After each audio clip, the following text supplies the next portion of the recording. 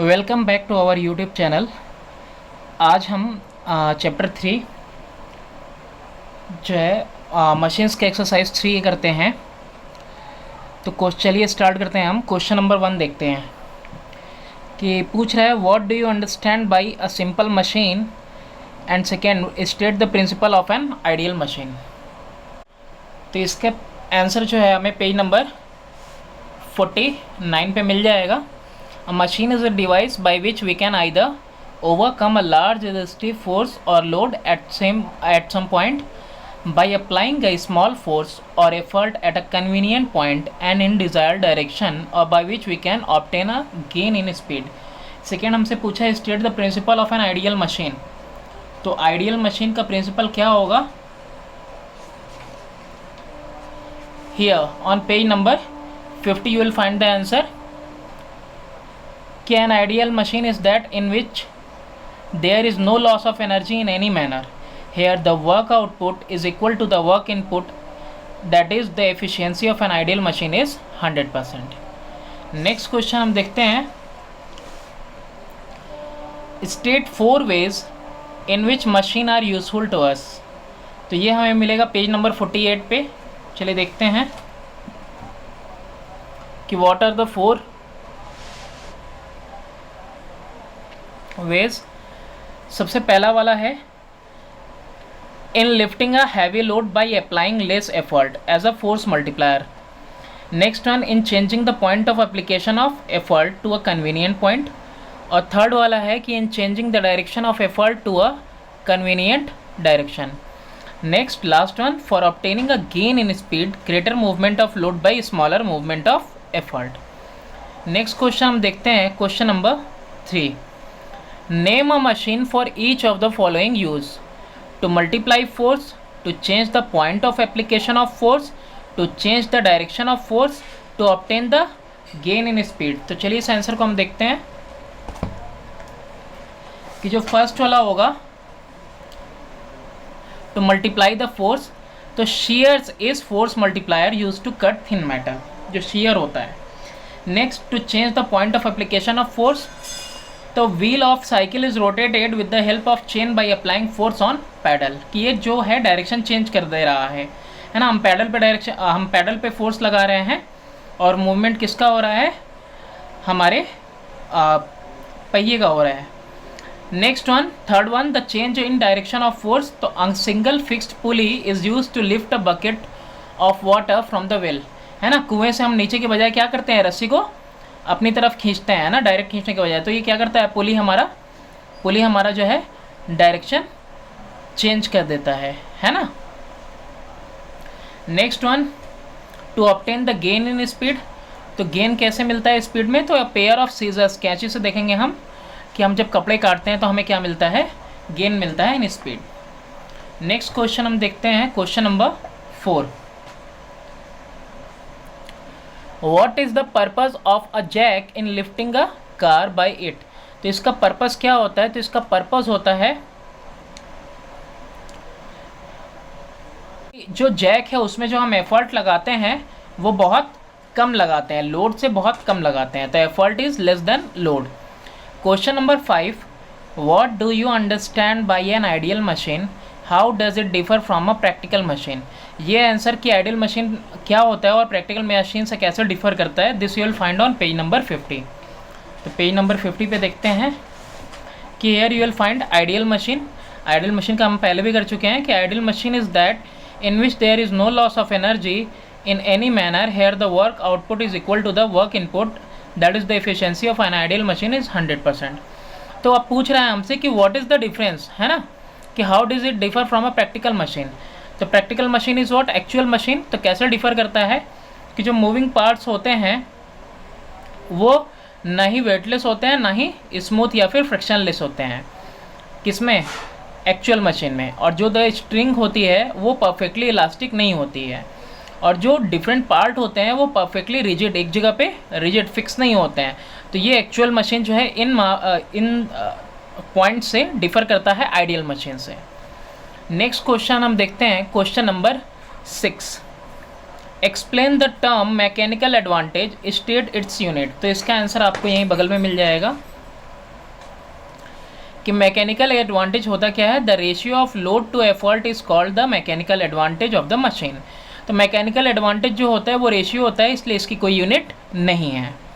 Next one, define the term velocity ratio, state its unit. तो velocity ratio के लिए same page पे आ जाते हैं, सेम पेज पे ही हमें यहाँ दिया हुआ है 4th पॉइंट में कि the ratio of the velocity of effort to the velocity of load is called the velocity ratio of machine.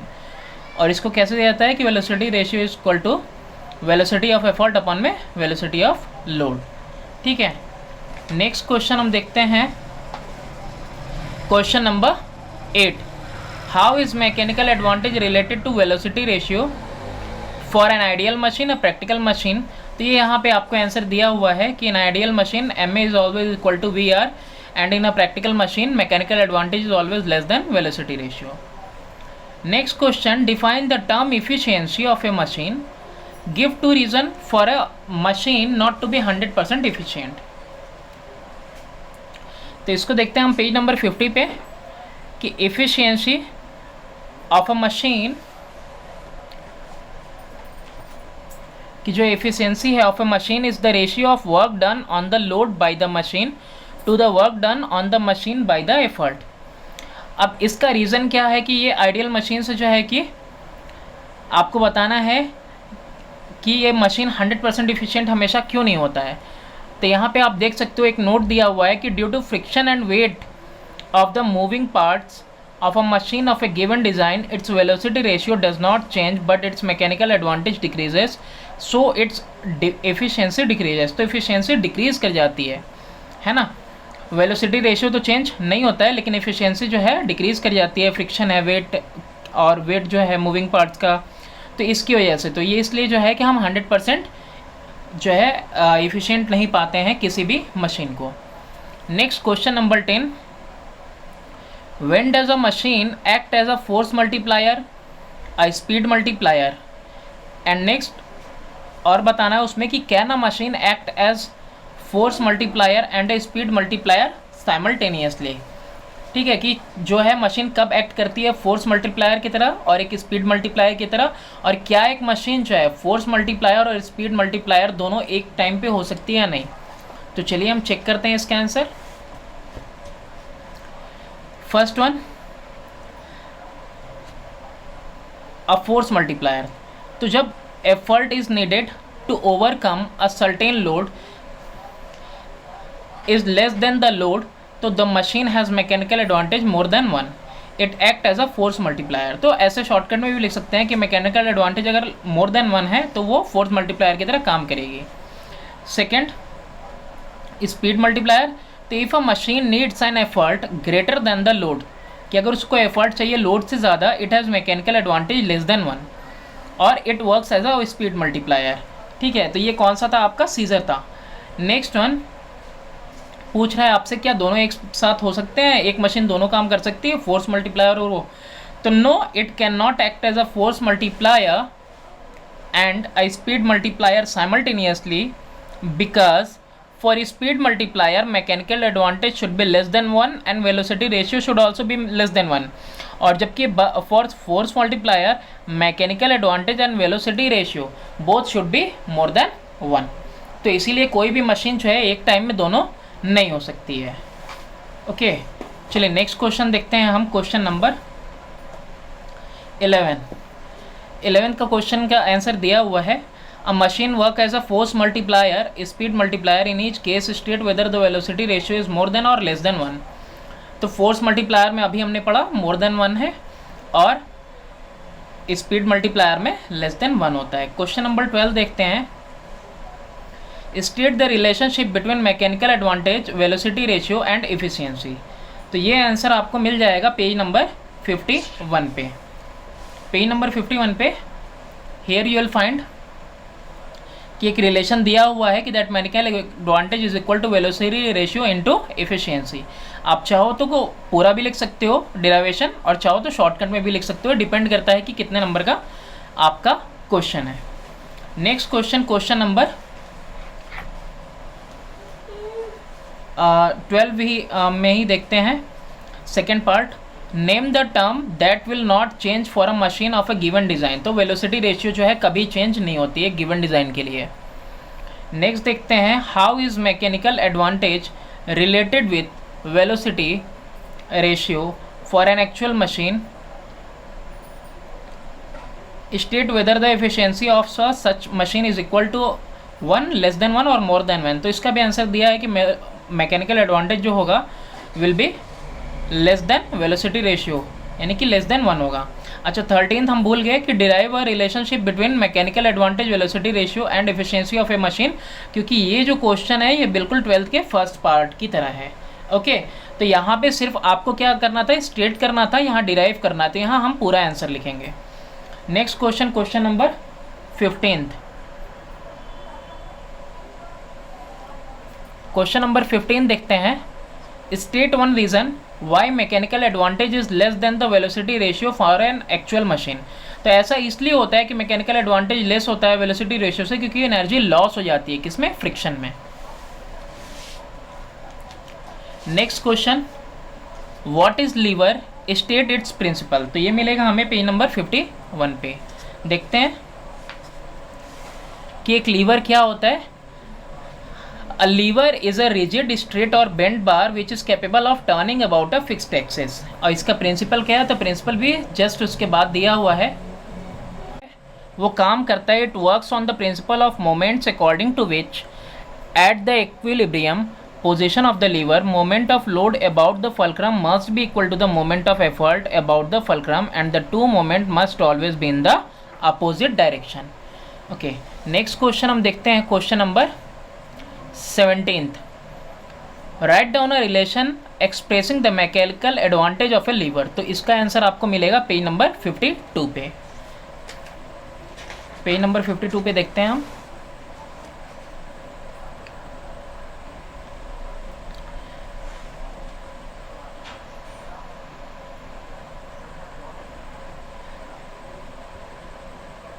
And this is our answer कि ये रिलेशनशिप है, एक्सप्रेस कर रहा है कि mechanical advantage is equal to effort arm upon में load arm. Next question देखते हैं, question number 18th। Name the 3 classes of lever and state how are they distinguished, give 2 example of each class. तो ये आपको मिलेगा इसका answer page number 52 पे भी और 53 पे कंटिन्यूड रहेगा। तो पेज नंबर 52 पे हम देखते हैं, यहाँ पे हमारा दिया हुआ है क्लास 1 लीवर। क्लास 1 लीवर में क्या है, in this type of lever the fulcrum F is in between the effort arm and the effort and load. और इसका एग्जांपल क्या है, seesaw, a pair of scissor. Next class 2 lever देखते हैं next page पे कि in this type of lever the fulcrum F and the effort E are at the 2 ends of the lever and the load L is somewhere in between the effort and fulcrum। और इसका example हम देखें तो इसके example में क्या मिलेगा आपको, अ नट क्रैकर, अ बॉटल ओपनर और बहुत सारे एग्जांपल दिए हुए हैं। क्लास 3 टाइप क्या होता है, in class 3 type of lever the fulcrum F and the load L are at the 2 end of the lever and the effort E is somewhere in between the fulcrum F and the load L। इसके examples देख लेते हैं हम। इसके examples में आपको क्या मिलेगा, sugar tong, the forearm used for lifting a load, और भी बहुत सारे एग्जांपल्स नीचे दिए हुए हैं।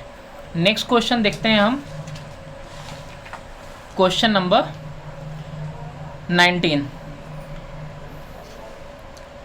Give one example each of a class 1 lever where mechanical advantage is more than 1 and less than 1। तो मोर देन 1 में क्या आएगा, शेयर्स आएंगे, है ना, और लेस देन 1 में क्या आएगा, सीजर आएगा। Next question number 20। What is the use of a lever if its mechanical advantage is more than 1, equal to 1 and less than 1। तो अगर जो है कोई लीवर है उसका मैकेनिकल एडवांटेज मोर देन 1 है तो it will act as a force multiplier. FM का मतलब क्या है, यहाँ पे फोर्स मल्टीप्लायर। इक्वल टू 1 रहेगा तो फिजिकल बैलेंस के लिए काम करेगा। And next one last less than 1 रहेगा तो लार्ज डिस्प्लेसमेंट ऑफ लोड करेगा वो with small effort. Okay, next one 21. Both a pair of scissor and a pair of pliers belong to the same class of lever. Name the class of lever which one has mechanical advantage less than 1. तो ये class 1 का liver होता है, दोनों scissor और pair of pliers. अच्छा, तो किसका मैकेनिकल एडवांटेज लेस देन 1 होगा? तो सीजर का मैकेनिकल एडवांटेज लेस देन 1 होगा। Next question, question number 22. Explain why scissors for cutting cloth may have blades longer than the handles but shears for cutting metal have short blades and long handles. तो चलिए इस answer को देखते हैं। It may have blades longer than handles to have velocity ratio less than 1. ऐसा क्यों होता है? क्योंकि velocity ratio जबकि हमें less than 1 मिले, that is moment of load is more as compared to displacement of effort. So blades move longer on clothes. कपड़े पे सीजर के ब्लेड्स क्या करते हैं? ज़्यादा लंबे चलते हैं। While shears have short blades, shears के शॉर्ट ब्लेड्स होते हैं एंड लॉन्ग हैंडल्स होते हैं to enable us to overcome large resistive force by small effort. Okay, ज़्यादा मुश्किल होती है ना काटने में प्लायर्स से, तो इसलिए। Next question 23. यहाँ पे एक डायग्राम दिया हुआ है and it shows a uniform meter rule of weight W supported on fulcrum at the 60 cm mark by applying the effort E at the 90 cm mark. तो यहाँ पे बताना है कि state with reason whether the weight W of the rule is greater than, less than or equal to the effort. तो यहाँ पे हम देखते हैं इस क्वेश्चन को सॉल्व करके कि यहाँ पे जो डिस्टेंस आ रहा है ये फल्क्रम का, तो फल्क्रम जो है यहाँ पे 10 सेंटीमीटर इधर आपके लेफ्ट पे है, लेफ्ट से ज़्यादा है, 50 बिल्कुल मिड पॉइंट होना चाहिए, तो मिड पॉइंट से 10 सेंटीमीटर यानी कि 60 पे फिट किया हुआ है। और जो वेट है वो 62 फल्क्रम से 30 सेंटीमीटर के लेंथ पे रखा हुआ है। तो सिंस मीटर स्केल यूनिफॉर्म है तो इसका मास पर यूनिट लेंथ जो होगा वो सेम होगा, और इसका जो वेट होगा जो एक्ट करता है at 50 centimetre mark will be equal to W into जो डिस्टेंस है is equal to effort into distance. तो यहाँ से आप कैलकुलेट करोगे तो 10 into weight will be equal to 30 into effort. तो यहाँ से आप देख सकते हो कि जो वेट है that is equal to 3 into E, और ई क्या है आपका? ई आपका लोड है। तो जो वेट है वो 3 गुना है इसके, तो इसीलिए वेट ऑफ स्केल क्या होगा? ग्रेटर दैन लोड होगा। बिकॉज जो डिस्टेंस है वेट का मीटर स्केल पे फल्क्रम से वो 10 सेंटीमीटर कम है, less than that of effort, और एफर्ट का कितना है? 30 सेंटीमीटर पे है। में भी आंसर दिया हुआ है। क्वेश्चन नंबर 24 देखते हैं कि which type of lever has mechanical advantage always more than 1, give reason with 1 example, what change can be made in this lever to increase its mechanical advantage. कि मैकेनिकल एडवांटेज मोर देन 1 है तो कौन से class का होगा? Class 2 lever होगा। Next one, give reason with 1 example. Example इसका क्या? हिंस जोर। और इसको हम कैसे कर सकते हैं? Load arm is increase to increase mechanical advantage. कि लोड आर्म को हम क्या कर देंगे? इंक्रीज कर देंगे, तो हमारा मैकेनिकल एडवांटेज क्या करेगा? इंक्रीज कर जाएगा। चलिए नेक्स्ट क्वेश्चन देखते हैं। Number 25, draw a diagram of a lever which is always used as a force multiplier. How is the effort arm related to the load arm in such a lever? Page number 52 पे इसका answer मिलेगा आपको। तो कौन सा liver है? ये आपका क्लास 1 लीवर है, और आप इसके आंसर में कौन सा डायग्राम बना सकते हो? आप क्रोबार का डायग्राम बना सकते हो। यहाँ पे डायग्राम दिया हुआ है, और इसमें होता क्या है, कैसे रिलेटेड होते हैं कि जो फल्क्रम होता है वो लोड और एफर्ट के बीच में होता है। नेक्स्ट क्वेश्चन देखते हैं हम लोग। Question number 26, explain why mechanical advantage of a class 2 lever is always more than 1। Class 2 lever का हमेशा मैकेनिकल एडवांटेज मोर देन 1 क्यों होता है? क्योंकि उसका एफर्ट आर्म हमेशा ग्रेटर होता है, किससे? लोड आर्म से। Next question, draw a label diagram of a class 2 lever, give 1 example of such a lever. तो पेज नंबर 53 पे देख लेते हैं हम। यहाँ पे आपको क्लास 2 लीवर में बहुत सारे एग्जाम्पल दिए हुए हैं। मैंने यहाँ पे इसको चूज़ किया है, नट क्रैकर को। आप यहाँ पे देख सकते हो, और कैसे ये रिलेट करते हैं तो इनका रिलेशन आप देख सकते हो। क्लास 2 लीवर में कि जो फल्क्रम है एंड द एफर्ट है, are at the two ends, ये दोनों एंड्स पे होते हैं ऑफ द लीवर के, और लोड एल जो होता है somewhere in between the effort and fulcrum, fulcrum और एफर्ट के बीच में लोड होता है। नेक्स्ट क्वेश्चन हम देखते हैं यहाँ से, question number 28। Figure 3.13 shows a lemon crusher, ये लेमन क्रशर है। इन द डायग्राम मार्क करना है position of the fulcrum F and the line of action of load and effort. तो ये जो हमारा लेमन है आप देख सकते हो, तो लोड क्या हो रहा है, लोड का लाइन क्या होगा, ऊपर होगा। फल्क्रम ये रहा आपका जहाँ से रोटेट होगा, और एफर्ट आप कहाँ लगाते हो, ये लास्ट पॉइंट पे। Name the class of lever, तो ये किस में आता है, ये आपका आता है क्लास 2 लीवर में, नट क्रैकर के जैसा ही है। Next question, the diagram below shows a rod lifting a stone, mark position of fulcrum and draw arrows to show the direction of load and effort. What class of lever is the rod? Give one more example of same class of lever stated in part B. तो ये जो आपका है mark position, तो position क्या है, ये क्या है आपका लोड है, ये फल्क्रम होगा, और एफर्ट कहाँ लगाते हो आप, यहाँ लास्ट पॉइंट पे। और next, what class of lever is the rod, ये क्लास 2 टाइप का है। लास्ट वाला, गिव वन एग्जाम्पल, तो इसका एक एग्जाम्पल क्या हो सकता है, that is bottle opener. Question number 30, state the kind of lever which always has mechanical advantage less than 1, draw label diagram of such a lever. जिसका मैकेनिकल एडवांटेज हमेशा less than 1 हो, तो वो किस में आएगा, क्लास 3 लीवर में। और इसका डायग्राम आप पेज नंबर 54 पे आप देख सकते हो। क्लास 3 लीवर में बहुत सारे एग्जाम्पल दिए हुए हैं, मैंने चूज़ किया है शुगर टंग को, बिकॉज ये क्या है, ईजी है आपको ड्रॉ करने में। नेक्स्ट क्वेश्चन देखते हैं, question number 31। Explain why mechanical advantage of a class 3 lever is always less than 1। ऐसा क्यों होता है, क्योंकि इसका लोड आर्म हमेशा एफर्ट आर्म से बड़ा रहता है, तो हमेशा जो होगा मैकेनिकल एडवांटेज लेस देन 1 आएगा। Class 3 levers have mechanical advantage less than 1, why are they then used. तो उनका इस्तेमाल हम लोग आखिर करते ही क्यों हैं, तो इसका आंसर चलिए देखते हैं कि दो have mechanical advantage less than 1 but by using them we get gain in speed. ये कैसा काम करते हैं, ये आपका स्पीड मल्टीप्लायर का काम करते हैं। Larger movement of load is obtained by smaller movement of effort, कि हम लोग लार्जर मूवमेंट पा सकते हैं लोड पे और स्मॉल मूवमेंट ऑफ एफर्ट लगा के, छोटा एफर्ट लगा के। नेक्स्ट क्वेश्चन देखते हैं हम लोग, question number 33। Draw a labelled sketch of a class 3 lever, give one example of this kind of lever. तो पेज नंबर 54 पे ये बिल्कुल सेम होगा आपका क्वेश्चन नंबर 30 की तरह।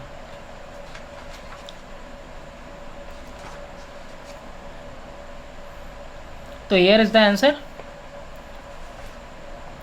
इसमें आप जो है आप 33 वाला बना सकते हो, ठीक है, डायग्राम। और बोल रहे क्लास 3 लीवर है, अच्छा हो गया, ठीक है।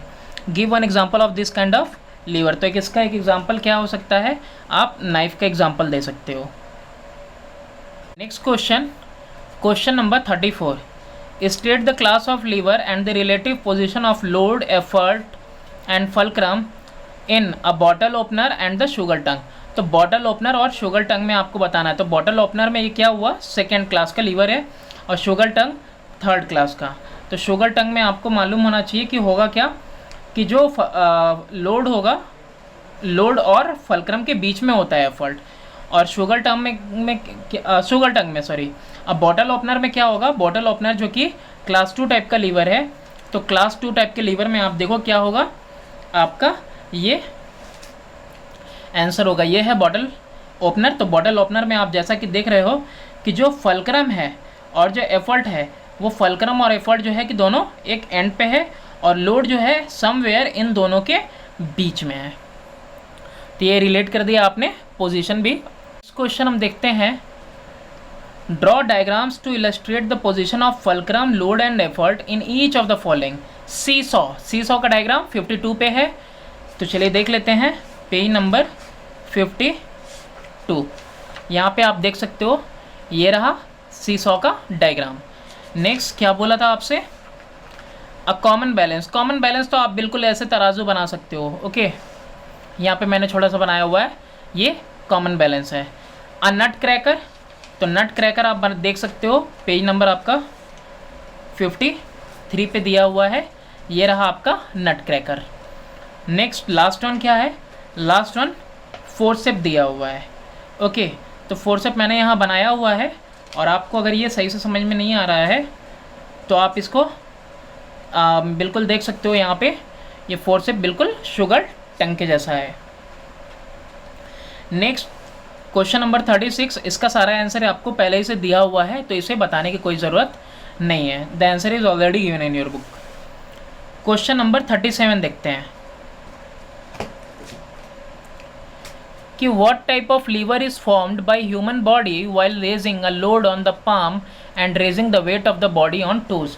इसका आंसर आपको यहीं पेज नंबर 54 पे मिल जाएगा कि class 1 lever in action of nodding of head पे मिल जाएगा, और क्लास 2 लीवर मिलेगा in raising the weight of the body on toes. तो इसको आप एक्सप्लेन कर सकते हो, यहाँ पे दोनों आंसर मिल जाएंगे दोनों ही। नेक्स्ट क्वेश्चन देखते हैं हम, question number 38। Indicate the position of the load, effort and fulcrum in the forearm shown alongside in figure 3.15। Name the class of lever।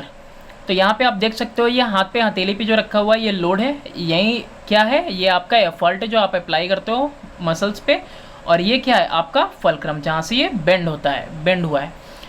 तो ये रहा आपका, आपने नेम कर दिया। Next question, question number 39।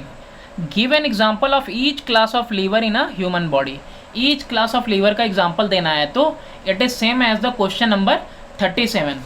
Okay, और हियर बगल में ही आपको आंसर मिल जाएगा पेज नंबर 54 पे। Class 1 lever nodding of head में मिलेगा, class 2 lever in raising the weight of the body on toes, और क्लास 3 लीवर भी मिल जाएगा आपको in raising a load by forearm. Okay, next question number 40। तो क्वेश्चन नंबर 40 का भी आंसर आपको दिया हुआ है। क्वेश्चन नंबर मल्टीपल चॉइस में भी सारे आंसर्स आपको पहले से यहाँ पे मार्क्ड हैं, तो इनको डिस्कस करने की कोई ज़रूरत नहीं है। तो 1 to 5 में पूरा दिया हुआ है। तो नेक्स्ट वीडियो में जो है हम लोग न्यूमेरिकल डिस्कस करेंगे, और मोस्टली ये वीडियोज़ उनके लिए है जिनको मुश्किल होती है थोड़ी सी क्वेश्चन आंसर करने में और न्यूमेरिकल करने में। क्वेश्चन आंसर डिस्कस करने से जो है चैप्टर के जितने भी सारे डाउट्स हैं क्लियर हो जाते हैं। तो प्लीज़ इसको लाइक करें और सब्सक्राइब करें, और अपने दोस्तों के साथ शेयर भी करें, क्योंकि एग्ज़ाम में ये बहुत काम आने वाला है। कोई भी क्वेश्चन हमें लेफ्ट नहीं करना है, सारा का सारा क्वेश्चन हमें करना है। तो thanks for watching, wait for the numericals.